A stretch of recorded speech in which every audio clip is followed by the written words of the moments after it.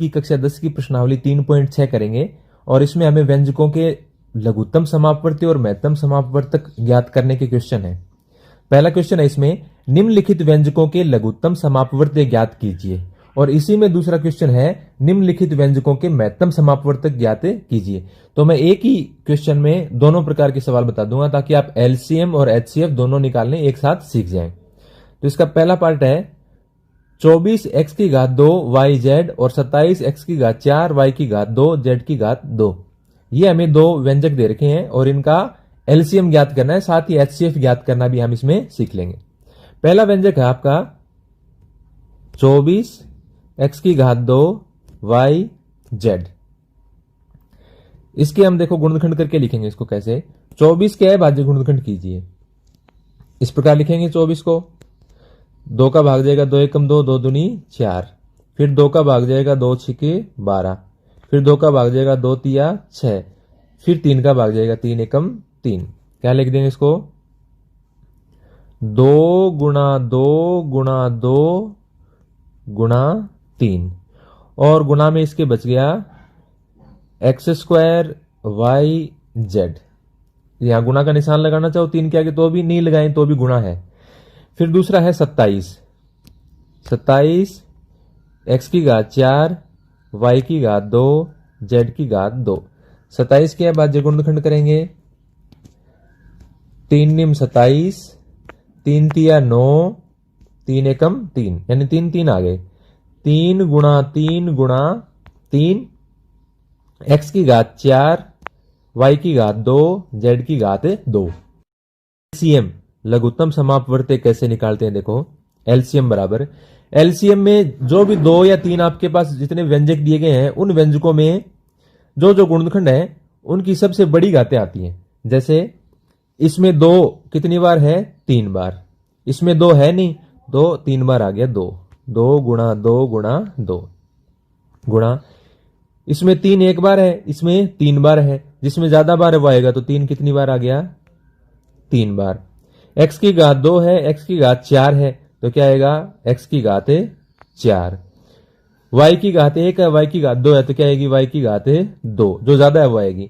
और z की घात 2, z की घात 2। सभी गुणनखंड कवर हो गए। इसमें क्या आ गया, इनको मल्टीप्लाई कर दो। 2 दूनी 4 दूनी 8 तिया 24, 24 को फिर 3 से 24 तिया 72 और 72 को फिर किससे गुणा करना है 3 से।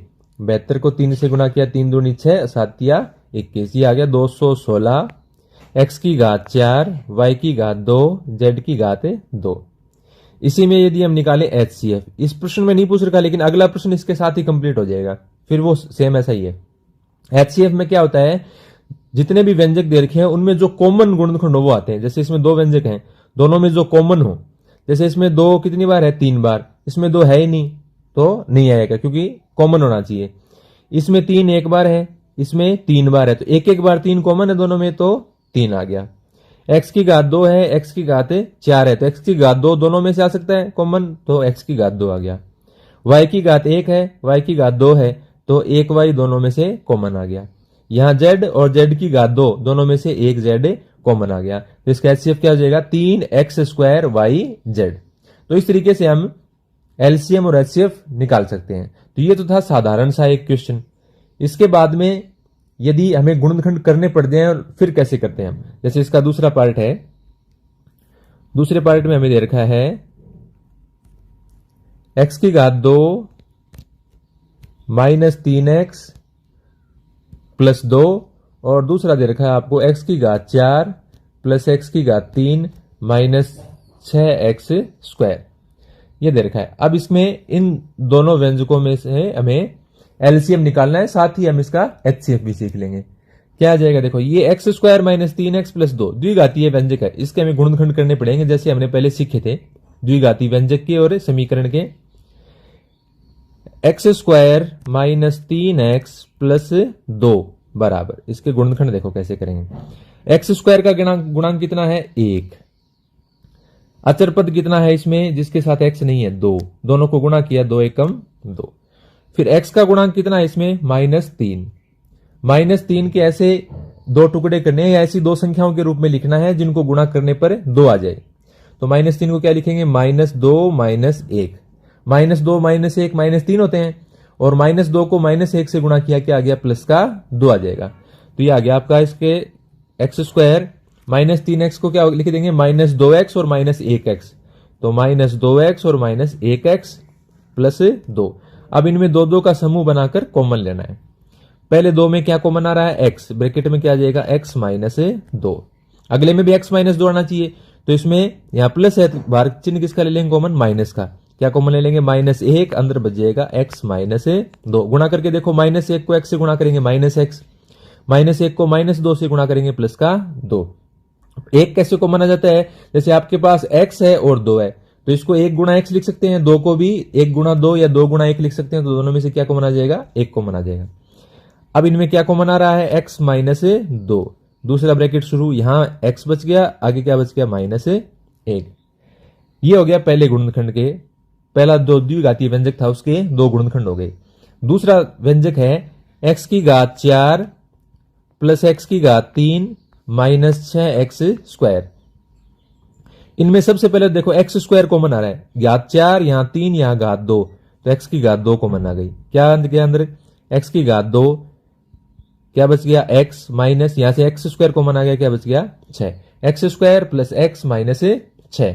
अब ये x² प्लस x -6 है, इसको हम कैसे लिख सकते हैं, देखो x² तो है ही बाहर, ये इसको देखो हम कैसे करेंगे, इसको x² प्लस x -6 द्विघातीय व्यंजक होगा। x² का गुणांक कितना है, 1, अचर पद कितना है, -6, 1 को -6 से गुणा किया गया, -6 आ गया। ये x का गुणांक, x के गुणा में प्लस का x है, तो प्लस का 1 हो गया इसका गुणांक। 1 को इस प्रकार लिखना है कि गुणा करने पर क्या आ जाए, -6, दो संख्याओं के रूप में। क्या लिख देंगे, 3 -2, 3 में से 2 घटाया 1, 3 को -2 से गुणा करोगे, -6। क्या आ जाएगा, यहां से देखो, ये x², x को क्या लिख देंगे, 3x -2x plus 3x -2x, और आगे है -6। अब इसमें वही 2 का समूह लेकर कॉमन ले लेंगे, x² है ही, यहां इन दोनों में से क्या कॉमन आ जाएगा, पहले 2 में से x कॉमन आ गया, क्या बच गया, x + 3। दूसरे में भी x + 3 बचना चाहिए, तो 2x और 6 में से पहले तो माइनस का चिन्ह बाहर ले लेंगे। 6 को लिख दोगे, 2 गुणा 3, 2 तिया 6, तो यहां से 2 कॉमन, यहां से भी 2 कॉमन, 2 कॉमन आ गया, अंदर बच गया x + 3। गुणा करके देखो, -2 को x से गुणा करोगे -2x, -2 को +3 से गुणा करोगे -6। अब क्या कॉमन आ गया इनमें, x², x + 3 कॉमन आ रहा है, तो यह आ गया हमारा x + 3 कॉमन। फिर यहां क्या आ गया, x, यहां आगे बच गया -2। ये अब इन दोनों के गुणनखंड हो गए। एक के तो गुणनखंड ये हैं, दूसरे के गुणनखंड ये हैं। पहले निकालेंगे इनका एलसीएम। एलसीएम बराबर देखो कैसे लिखेंगे इसका, एलसीएम में से दोनों में से किसी में हो गुणनखंड, यदि दोनों में है तो बड़ी घात लेते हैं। जैसे x² है, वो इसमें है नहीं, एक में हो चाहे x² आ गया एलसीएम में। फिर यहां इसमें गुणनखंड x -2 है, इसमें भी x -2 है, एक बार है दोनों में, तो एक ही बार आएगा। फिर इसमें गुणनखंड x -1 है, इसमें नहीं है, तो गुणनखंड आ गया हमारा x -1। ये आगे दोनों गुणनखंड, इसमें x² आ गया, x -2 पहले वाले में था, वही कॉमन आ गया, और क्या बच गया, x + 3, तो इसके गुणा में आ गया x + 3। तो ये तो हो गया इसका एलसीएम। यदि इसी का हमें एचसीएफ निकालना हो, तो देखो इसमें x² है, इसमें है नहीं, तो कॉमन नहीं आ रहा, जो कॉमन आ रहा भी ले सकते हैं। x -2 दोनों में कॉमन आ रहा है, क्या आ गया, x -2। x -1 इसमें है, दूसरे में नहीं है। x + 3 दूसरे में है, पहले में नहीं है, तो कॉमन नहीं आ रहा। तो इनमें सिर्फ कॉमन क्या आ रहा है, x -2, तो इनका एचसीएफ क्या होगा, x -2। तो इस प्रकार से हम एलसीएम और एचसीएफ इनके निकाल सकते हैं। पांचवा पार्ट और देख लेते हैं, फिर ये एकदम क्लियर हो जाएगा। पांचवें पार्ट में आपको पहला गुणनखंड दे रखा है, ये पहला लिख लेना, ये सेम यही 18। इनमें से क्या कॉमन आ रहा है, x⁴, x⁻3, x⁻2, x⁻2 common आ गया। क्या बच जाएगा यहां पर, 6 x⁻2 प्लस x⁻3 में से 2 बाहर चली गई, x⁻1 -1। अभी आ गया आपका 18 x⁻2, 6x² प्लस x -1, ये एक द्विघातीय व्यंजक हो गया। इसको कैसे सरल करेंगे हम, देखो एक घात के गुणनखंड में x² का गुणांक कितना है, 6, अचर पद कितना है -1, 6 को -1 से गुणा किया, क्या आ गया -6। x का गुणांक कितना है, x अकेला है तो इसका गुणांक कितना है 1। 1 को ऐसी दो संख्याओं के रूप में लिखना है कि गुणा करने पर -6 आ जाए, क्या आ जाएगा 3 - 2, 3 में से 2 घटाया 1 और 3 को -2 से गुणा किया -6, तो ये आ गया हमारे पास 6x²। x को लिख देंगे क्या 3x - 2x, तो ये आ गया हमारे पास 3x - 2x - 1। 18x²। यहां देखिए दो का समूह बनाकर कॉमन लेंगे तो 6x² और 3x में से क्या कॉमन आएगा, 6 का तो हम लिख देंगे 2 × 3, दूसरे में क्या है 3, तो क्या कॉमन आ जाएगा दोनों में से 3। x² और x1 में से x कॉमन आ जाएगा, क्या कॉमन आ जाएगा यहां पर 3x कॉमन लेने पर क्या बचेगा अंदर 2x। देखो 3x को 2x से गुणा करोगे 6x² आ जाएगा।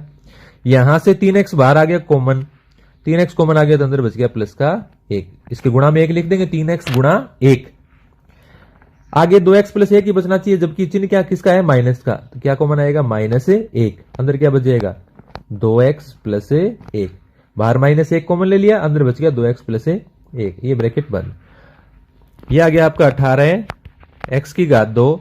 यहां दोनों में क्या कॉमन आ रहा है 2x + 1, 2x + 1, 2x + 1 कॉमन आ गया, अंदर क्या बच गया 3x - 1, ये आ गया 3x - 1, ये इसके गुणनखंड हो गए।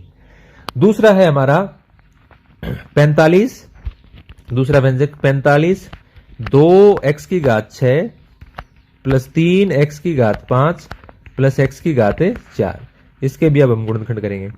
45 x6, 5 और 4, तो कितनी घात कॉमन आ जाएगी 4। यहां 6 में से 4 घात कॉमन आ गई, 2 तो है ही बार, x2 बच गई, +3 x5 में से 4 कॉमन आ गई तो x1 बच गई। यहां x4 कॉमन आ गई, क्या बच गया +1। अब इसके वैसे ही द्विघातीय व्यंजक आ गया, इसके उसी प्रकार से हमें गुणनखंड करने पड़ेंगे। कैसे लिखेंगे देखो, x² का गुणांक कितना है 2, अचर पद कितना है इसका 1, 2 को 1 से गुणा किया 2 एकम 2, x का गुणांक कितना है 3, 3 को ऐसी दो संख्याओं के रूप में लिखना है कि गुणा करने पर क्या आ जाए 2, सीधा है 2 + 1 कितने होते हैं 3, और 2 को 1 से गुणा करोगे 2 एकम 2, ये आ गया हमारे पास 2x²। 3x को क्या लिख दिया 2x + 1x और आगे है +1, क्या आ जाएगा ये 45 x4।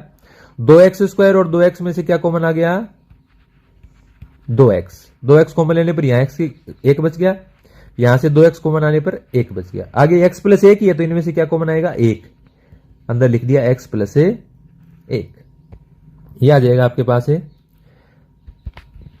45 x4, x + 1 कॉमन आ गया, ये लिख दिया हमने x + 1, क्या बच गया अंदर 2x + 1, ये आ गया 2x + 1। अब इसका हमें एलसीएम और एचसीएफ निकालना है दोनों का। एलसीएम बराबर, एक तो हमारे पास ये है, दूसरा ये, कैसे निकालेंगे देखो इसको। पहले तो इनमें संख्याएं हैं 18 और 45, तो 18 के भाज्य गुणनखंड कर लो और 45 के। 18 के क्या होते हैं 2 × 18, 3 × 3 = 9, 3 एकम 3।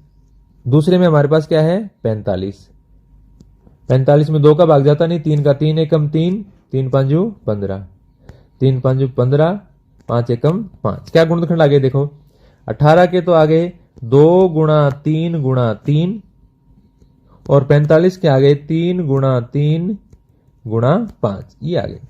एलसीएम में क्या आता है, दोनों में से यदि एक में है या 3 व्यंजक है तो तीनों में से कोई एक में है तो वो आएगा। अगर उनमें से कॉमन है कोई तो जिसकी घात ज्यादा होगी, जो ज्यादा बार होगा वो आएगा।